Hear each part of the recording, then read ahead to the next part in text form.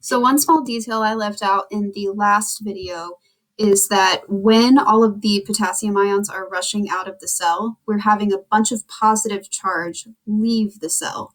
And so when positive charges leave the cell, that makes the cell more negative.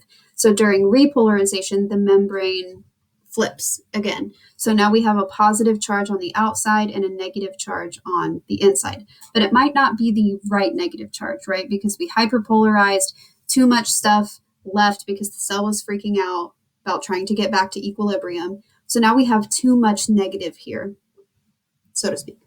So the way that we get back to equilibrium is this wonderful protein, actually my favorite protein in all of biology, the sodium potassium pump, which is solely responsible for maintaining equilibrium in the neuron. And the way that it does it, because it's a protein pump, it uses active transport to move sodium and potassium ions back and forth across the membrane to restore balance. So I'll post other videos or other helpful links to show you exactly how the sodium potassium pump works. I am not artsy, we know this, so I'm just going to draw it this way. But essentially it rotates, it opens and closes, kind of like one side's open, the other side's open, kind of claps back and forth like this to allow sodium to go out and potassium to come back in, because that's the original orientation, right? We had potassium on the inside and sodium on the outside.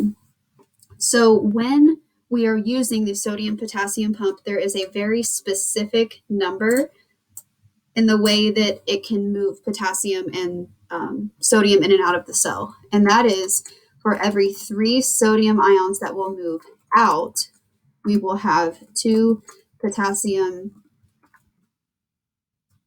ions going into the cell.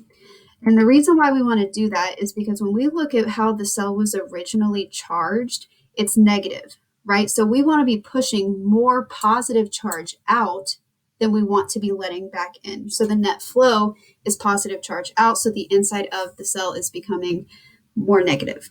But we can adjust the sodium potassium pump's rate depending on if we're in hyperpolarization or repolarization or whatever, because it's actually working the whole time. Sorry, I lied to you.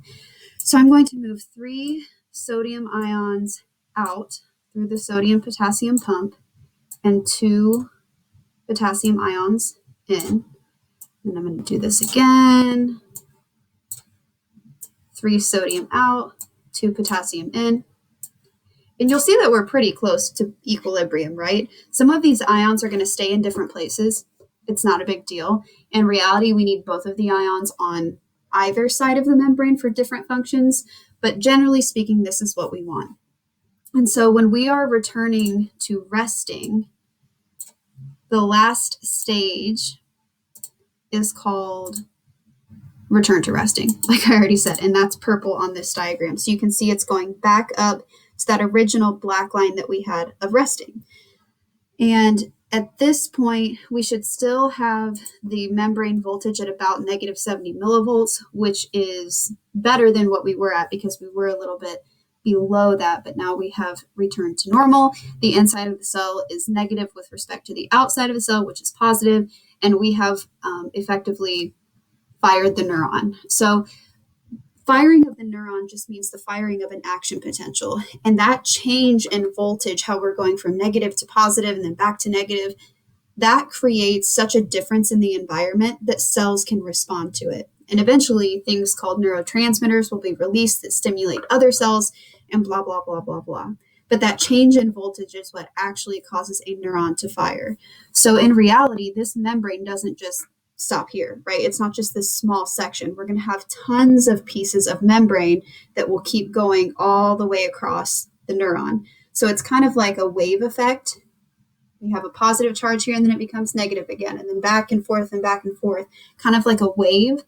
That wave of depolarization, which remember is the first step, is what causes the action potential to really go in a neuron. So hope this was helpful.